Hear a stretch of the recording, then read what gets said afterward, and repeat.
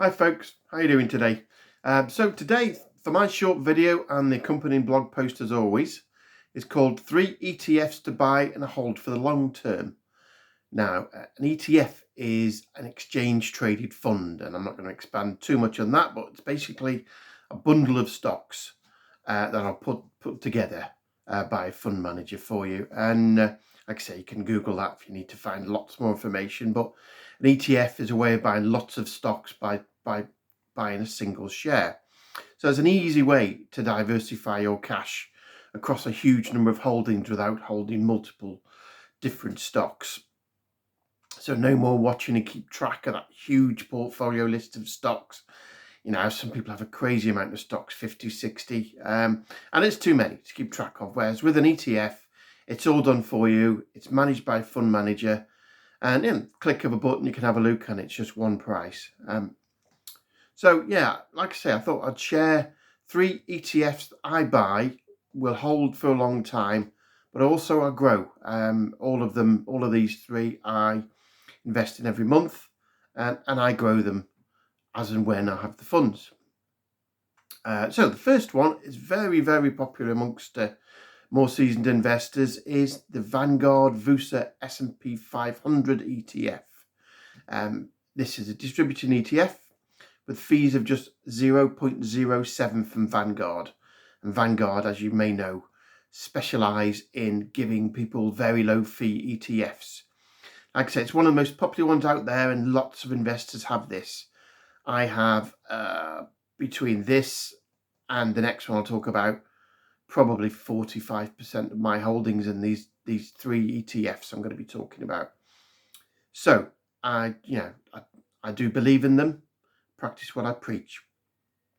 So the S&P 500 are the top 500 companies in America. Generally, these are finance and tech stocks.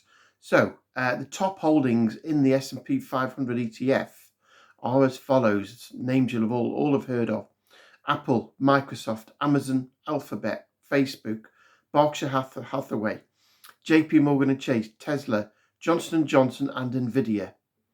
And like I say, as the name suggests, this ETF invests in the top 500 companies, although at the time of typing it is 507.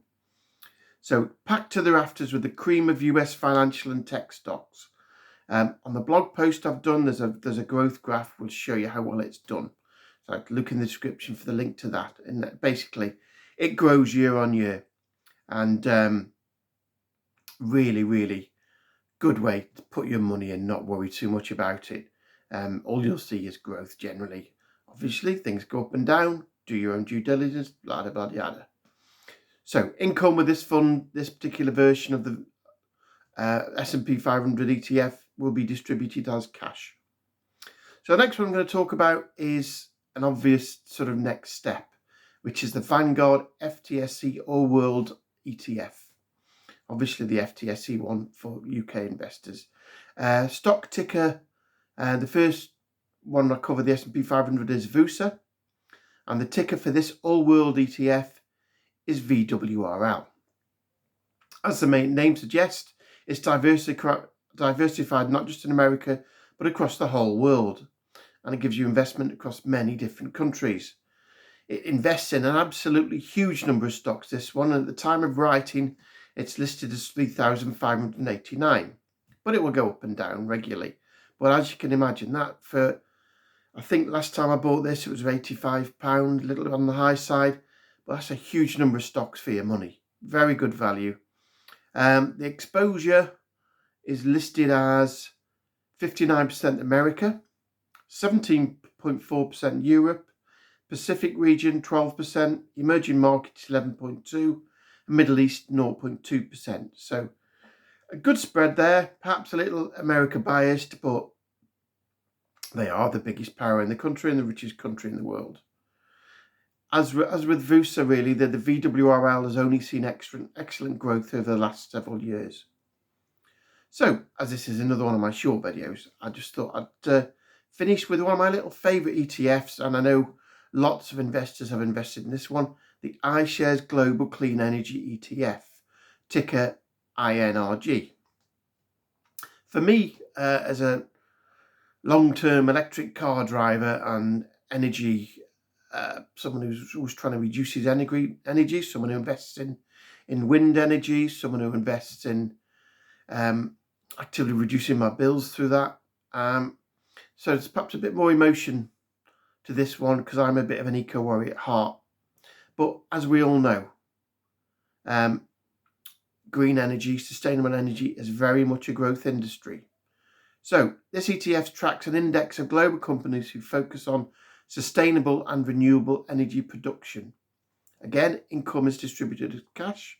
Again, fairly low fees, 0.6500%. Top holdings for this one include Vestas Wind, Enphase Energy, Ørsted, Excel Energy, Plug Power, and Nextera Energy, to name just a few. So, the nature of any energy production can make it a volatile area, but I'm sure you'll agree that clean energy sector is only going to grow as countries strive to meet their climate targets. So that's it. Just wanted to talk about them three today. What are your favourite ETFs? Post below.